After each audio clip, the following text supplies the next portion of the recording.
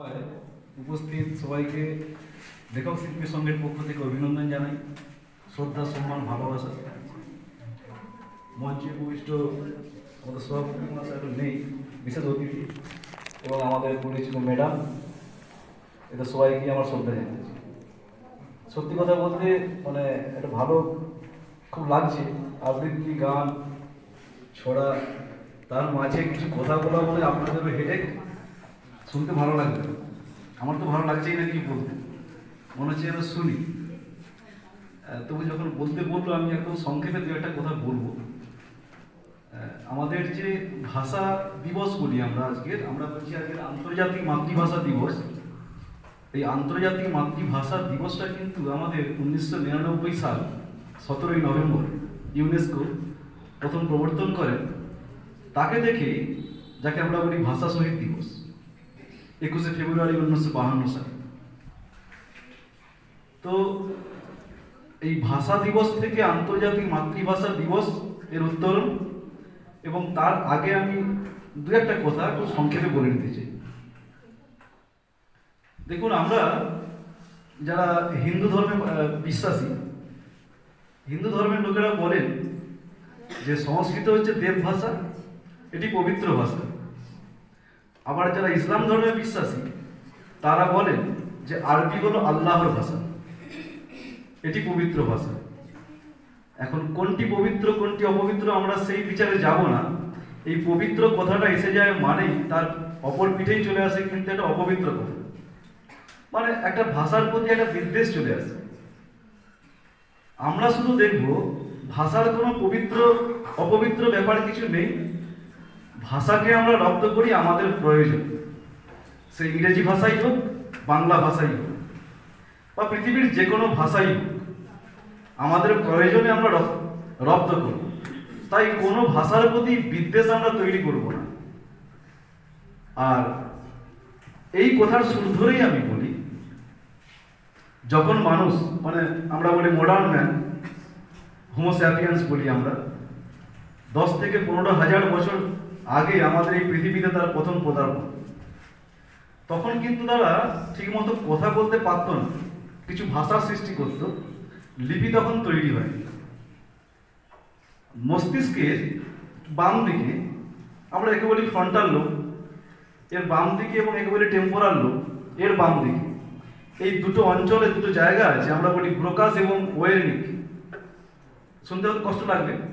এই ব্রোকাস হচ্ছে আমাদের সাউন্ড প্রোডাকশন। আমি যে কথাগুলো বলছি এই সাউন্ড প্রোডাকশনে কাজ করলো তখন যখন কিনা আমাদের এই জীবে প্রচন্ড বিক্ষেপ করছি, আমরা বাকযন্ত্রের ডেভেলপমেন্ট হচ্ছে। আর কেউ কথা বলছেন, আমরা বুঝছি, শুনছি এবং তার প্রত্যুত্তর দেবো বলে রেডি হচ্ছি, তার জন্য হচ্ছে ওয়েরনিক অঞ্চল।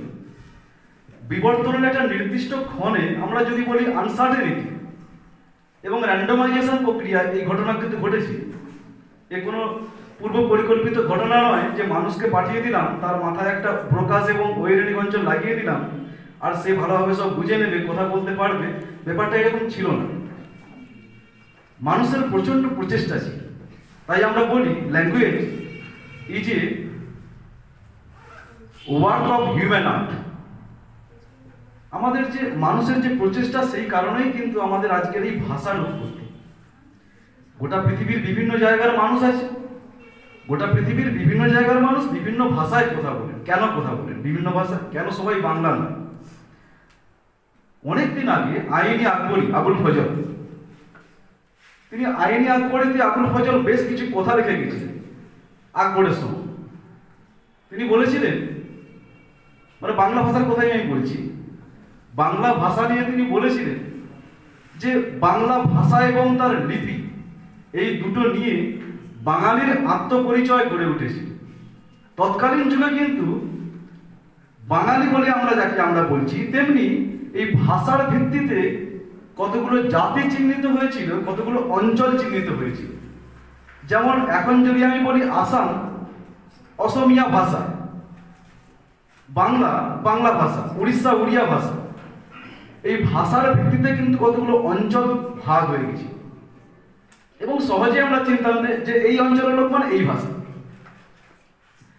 1947 সালের আগে, মানে দেশ ভাগের আগে, যদি দু একটা ঘটনা আমি বলি এই বাংলা ভাষার ইতিহাস বিরাট আছে। মানে আমি তো অ্যাকচুয়ালি বাংলা সাহিত্যের লোক নয়, অত আমি বলতেও পারবো না। মোটামুটি এইটুকু আমি জানি যে সংস্কৃত, প্রাকৃত, সাঁওতালি এবং মুন্ডা এই চারটে ভাষার সংমিশ্রণ, ব্লেন্ডিংয়ের ফলে বাংলা ভাষা তৈরি হয়েছে। তো 1947-এর যদি আগে আমি ধরি, আমাদের যারা বাংলা ভাষার নিয়ে পড়াশোনা করেন, বাংলা ভাষা নিয়ে গবেষণা করেন, তারা আনন্দে আপ্লুত হন, কখনো আবেগ বিহ্বল হয়ে পড়েন যে অষ্টম থেকে দ্বাদশ শতকের আমরা পেয়েছিলাম চর্যাপদ। সেই চর্যাপদে নাকি আমাদের বাংলা ভাষার প্রথম অঙ্কুর তৈরি হয়েছে।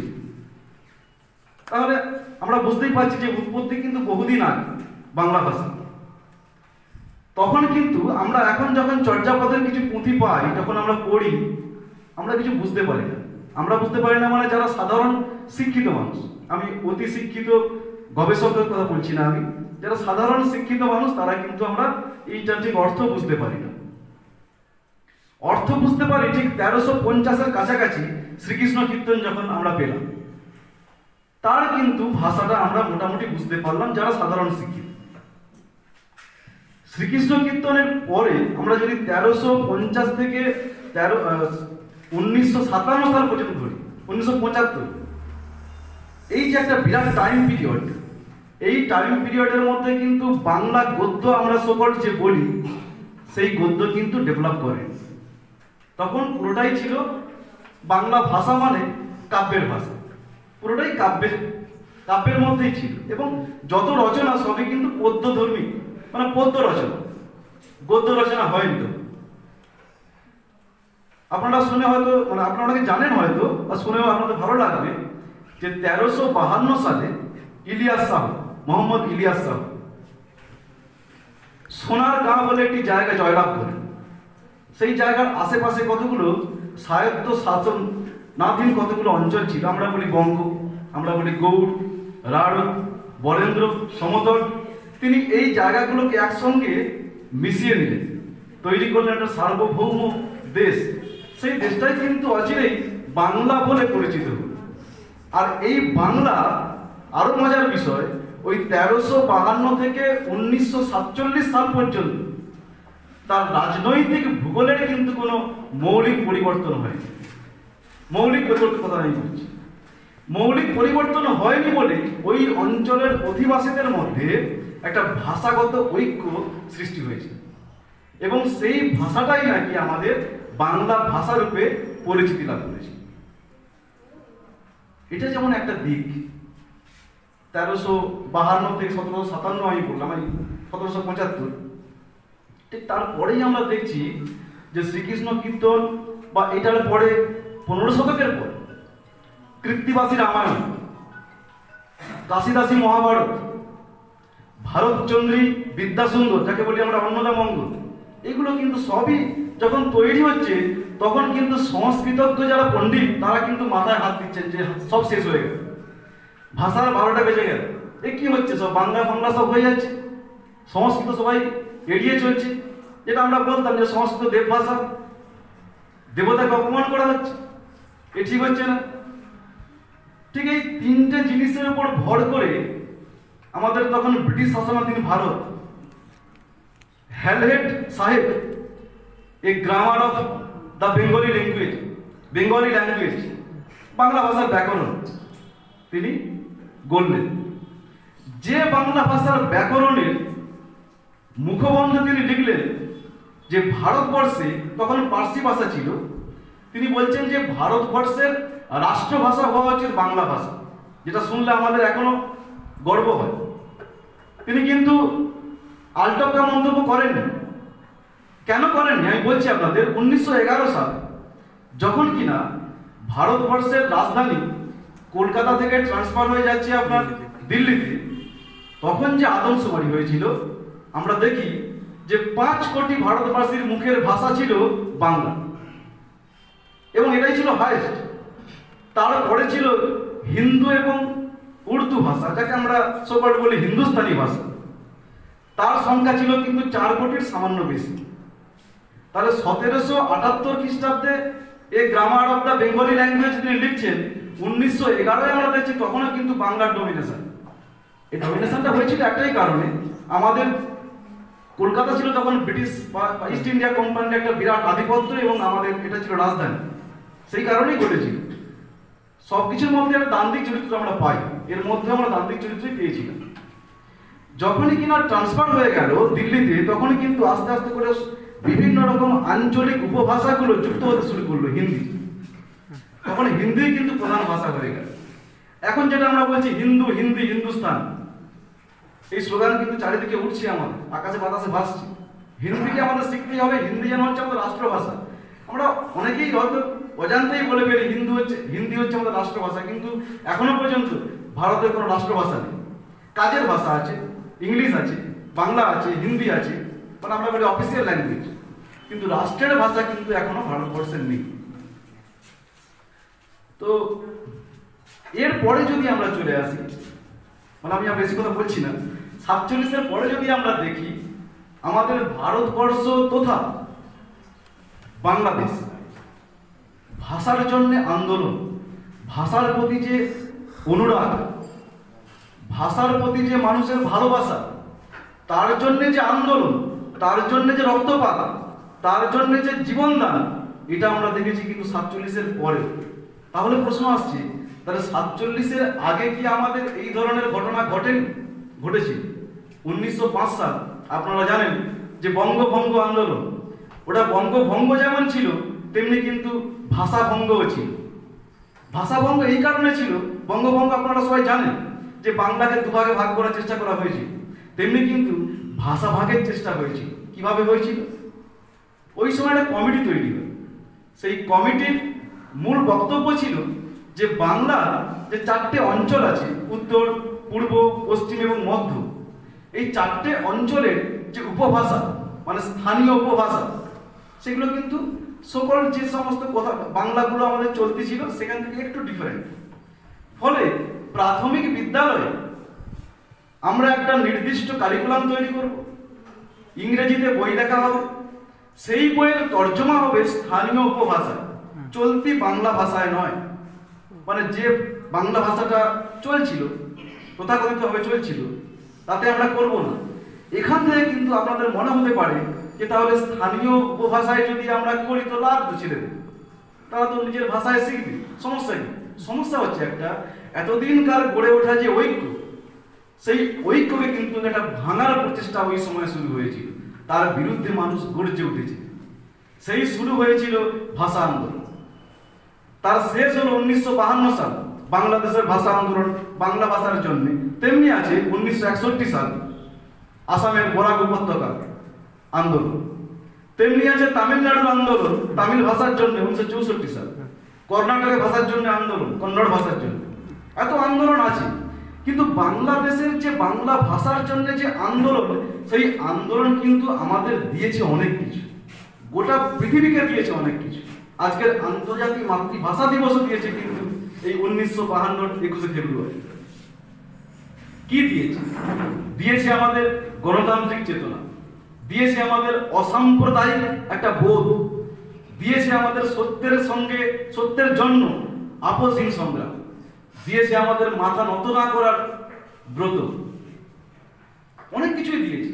এবং সবচেয়ে বড় জিনিস যেটা দিয়েছে আমাদের, একটা স্বাধীন দেশ বাংলাদেশ, তার সংবিধান বাংলায় রচিত হয়েছে। এই বাংলায় সংবিধান একমাত্র পৃথিবীতে একটাই দেশ বাংলাদেশ, যেটার মধ্যে আমরা পাই। ফলে 21শে ফেব্রুয়ারির গুরুত্ব আমরা যদি খুব ভালো করে উপলব্ধি করি, আমাদের গায়ে কাঁটা দেবে এবং আমাদের মনে হবে যে এই দিনটাকে আমরা বারে বারে পালন করি, শুধু নয় এই দিন শুধু নয়, প্রত্যেক দিন যেন আমরা ভাষার জন্য অন্তত একটু ভাবি। কিভাবে ভাবব? 47-এর পর বা 47-এর আগে আমরা দেখেছি এই বাংলা ভাষার শত্রুকে মিত্রকে আমরা কিন্তু ঠিক বুঝতে পারি। যদি আপনারা বলেন যে শত্রু তো ইংরেজ, হ্যাঁ শত্রু ইংরেজ, তেমন কিন্তু শত্রু ছিল আমাদের সংস্কৃত পণ্ডিত যারা, তারাও কিন্তু চায়নি যে বাংলা ভাষাটা সুস্পষ্ট রূপে বৃদ্ধি পাক। যখন গিরিশ সেন কোরআন লিখছেন বাংলায়, তাকে কিন্তু হত্যার সম্মুখীন হতে হয়েছিল। যখন কাশিরাম দাস মহাভারত লিখছেন বা কৃত্তিবাস রামায়ণ লিখছেন বাংলায়, তাকেও কিন্তু অনেক গঞ্জনা শুনতে হয়েছিল। বা যখন রামমোহন বেদান্ত লিখছেন বাংলায়, মানে প্রথম গদ্য রূপে বেদান্ত গ্রন্থ লিখছেন, বেদান্ত সার লিখছেন, তাকেও কিন্তু শুনতে হয়েছিল যে এ হচ্ছে একটা অপগণ্ড, অর্বাচীন, মূর্খ। তেমনি শুনতে হয়েছিল দুর্গেশ নন্দিনী যখন লিখছেন বঙ্কিমচন্দ্র। সমস্ত পণ্ডিত, সংস্কৃতজ্ঞ পণ্ডিত তারা লাফিয়ে পড়লো, কিন্তু সুন্দর লিখেছে। তারা একটা গদ্য রূপকে পড়ছে সুর করে করে, সুর মিলছে না, যেই মিলছে না বলছে এ তো অপগণ্ড, এসব শেষ করে দিল। ফলে বঙ্কিমকেও শুনতে হয়েছে। তারপরে শুনতে হয়েছে আমাদের বিদ্যাসাগর মশাই। আপনারা অনেকেই জানেন বিদ্যাসাগর, রবীন্দ্রনাথ, আমি অত কিছু বলছি না, বিরাট হয়ে যাবে সময়। 47-এর পরে ফলে এই সংস্কৃতজ্ঞ পণ্ডিত যারা ছিলেন আমাদের বাংলা ভাষার ডেভেলপমেন্ট বা উৎকর্ষ সাধনের পেছনে একটা বাধা স্বরূপ, তেমনি কিন্তু কিছু ইংরেজি জানা বাঙালি তারা নিজেদেরকে ভেবেছিল যেন অক্সফোর্ড বা হার্ভার্ড স্কলার। তারা বাংলায় করে পাত্র দিত, এখনো দেয়। আমাদের বেশ কিছু বন্ধু বান্ধব আমি দেখেছি যে ইংরেজি একটু বেশি জানে, মানে বাংলা জানা কিছুই নয়। ফলে সেই ভাবনা কিন্তু আমাদের অনেকের মধ্যেই আছে যে বাংলাটা যেন কিছুই নয়।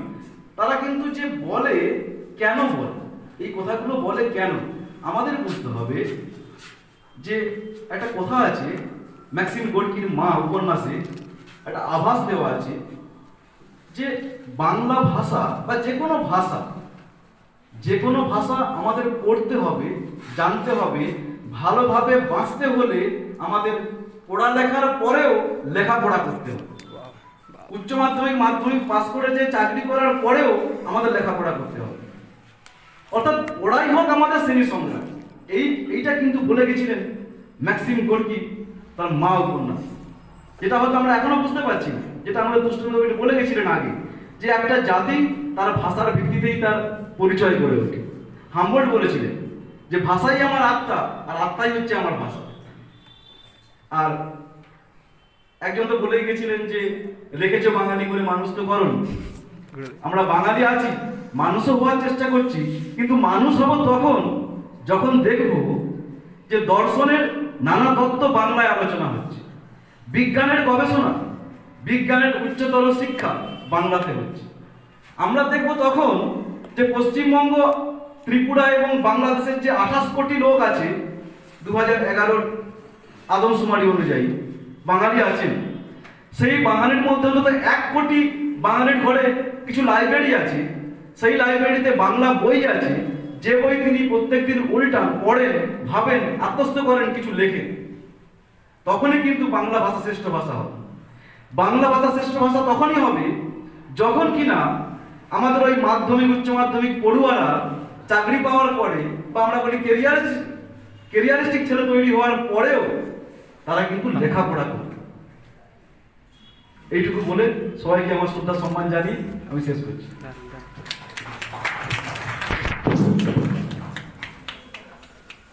দেখো আমার বুকে আজও আগুন জ্বালায়, 21 এতদিনের পরেও তোমায় আমায় ভাবায়। 21 আমার শিরায় শিরায়, 21 চোখের জলে, দুই বাংলায় জোয়ার ভাটায় 21 ভেসে চলে। 21 দেখো আমার বুকে আজও আগুন জ্বালায়, 21 এতদিনের পরেও তোমায় আমায় ভাবায়। 21 আমার শিরায় শিরায়, 21 চোখের জলে, দুই বাংলায় জোয়ার ভাটায় 21 ভেসে চলে। 21 মানে সবুজ যেমন, 21 মানে ভাষা, 21 মানে জন্মভূমি, মাটির ভালোবাসা। 21 মানে সবুজ যেমন, 21 মানে ভাষা, 21 মানে জন্মভূমি, মাটির ভালোবাসা। 21 দিল সসম্মানে বেঁচে থাকার দাবি, 21 দিল রক্তের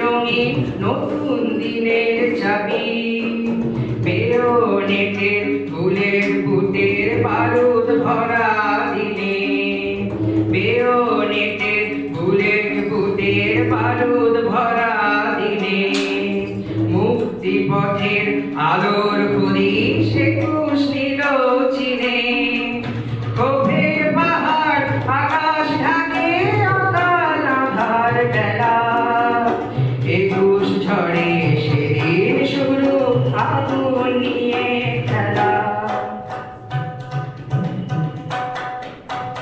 আজ দুনিয়ায় সঠিক বেঠিক হাজার দাবির ভিড়ে, একুশ অতীত একুশ ধূসর একুশ হারায় ভিড়ে।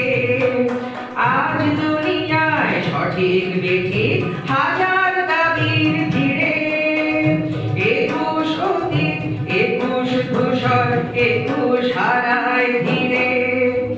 বন্ধু এখন সময় এবার শপথ নেবার পালা, একুশ ক্ষত টাটকা রেখো ছড়িয়ে না যায় জ্বালা।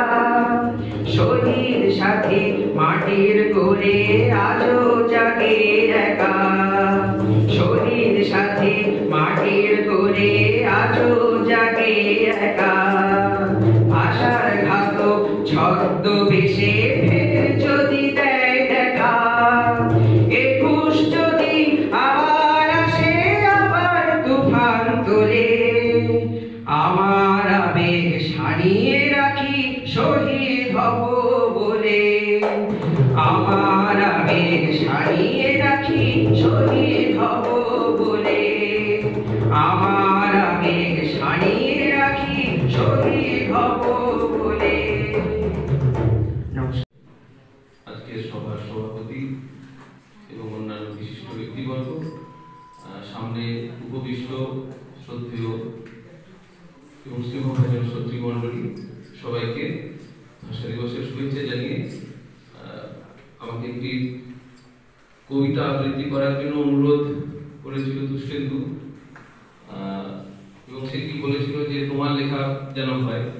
প্রথমেই আমি একটু ক্ষমা চেয়ে নিই যে আমি প্রথম কবিতা লেখাতে মোটেই সিদ্ধহস্ত নই, মাঝে মাঝে শখে কবিতার জগতে বিচরণ করি। তো সেই শখে মাঝে মাঝে লেখা, আর ভাষা দিবস সংক্রান্ত কবিতাও সেইভাবে আমি কখনো খুব একটা লিখে উঠতে পারিনি। আজকের দিনে শিশুরা একজন মানুষকে আমার খুব মনে পড়ছে, তাকে প্রায় আমরা এই মঞ্চে পেতাম। তিনি হলেন শ্রীযুক্ত প্রমোদ ভুরকাই, তিনি প্রয়াত। তো বেশ কয়েক বছর আগে তার অনুরোধে, তখন অহল্যা পত্রিকা, আমরা ফুলদা পত্রিকাকে সেই নামেই ডাকতাম, সবাই তিনি ফুলদা নামেই পরিচিত আমাদের কাছে। তো ফুলদা আমাকে খুব অনুরোধ করেছিল যে তুমি একটা ভাষা দিবস উপলক্ষে অহল্যার জন্য লিখো। তো বেশ কয়েকবার তাগাদা দেওয়ার পর আমি লিখেছিলাম। সেই লেখাটা আমার কম্পিউটারের একটি ফোল্ডারে বন্দী হয়েছিল অনেকদিন আগে। তারপর খেয়াল ছিল না, দুষ্টেন্দুর ফোন পেয়ে আমি ফোল্ডারগুলো খুঁজে খুঁজে শেষে বার করেছি কোথায় ছিল। তো সেটি আমি আবার তুলে আনলাম আমার মোবাইলে, আর সেটি পড়ে শোনাচ্ছি।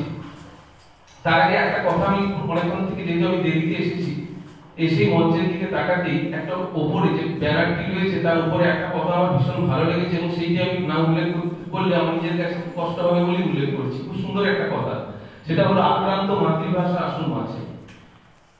তো এই কথাটা আমার যেন ভীষণ, আমার মনে অন্তত খুব দাগ কেটেছে যে মাতৃভাষা সত্যি তো বেশ আক্রান্ত। অন্তত কতটা আক্রান্ত হয়েছে, ভোটের বাড়তি বাঁচতেই কিন্তু আমরা যেন টের পেয়ে যাচ্ছি মাতৃভাষা কিভাবে আক্রান্ত হয়েছে। তার কারণ ভাষার, এই বাংলা ভাষাতেই যে কুকথার ফুল ছুটছে প্রত্যেক দিন। আমি টিভি দেখা প্রায় বন্ধই করে দিয়েছি, খবর আর শুনি না। এই কুকথার ফুল ছুটি, এবং সেটা আমার এই মাতৃভাষা চলছে। এছাড়াও রাস্তাঘাটে আমরা দেখতে পাই যে ভাষাগুলোকে আমরা স্বাধীন বলে মনে করতাম না কখনো। হয়তো বদ্ধ ঘরের মধ্যে একান্তে বন্ধু বান্ধবদের সঙ্গে আলাপচারিতায় হয়তো সেই সব ভাষা প্রয়োগ করতাম। এখন প্রকাশ্যে সেই সব ভাষাগুলোই বাংলা, আমার বাংলা ভাষা, বাংলা ভাষায় সেগুলো প্রয়োগ হচ্ছে। এমনকি মাঝে মাঝে হঠাৎ আমি শুনতে পাই যে কিছু কিছু ইন্টারনেটের কিছু কিছু চ্যানেলে কিংবা ইউটিউব চ্যানেল বা বা এই ধরনের কোন ফেসবুক এইসবের মধ্যেও প্রকাশ্যে যেগুলো অনেক মানুষ দেখতে পায়, নজরে আছে, এমন ভাষা যেগুলোকে আমরা শালীন বলে অন্তত বাংলা সংস্কৃতিতে আমরা মনে করি না, সেই ভাষাগুলো আমাদের মধ্যে ঢুকে যাচ্ছে।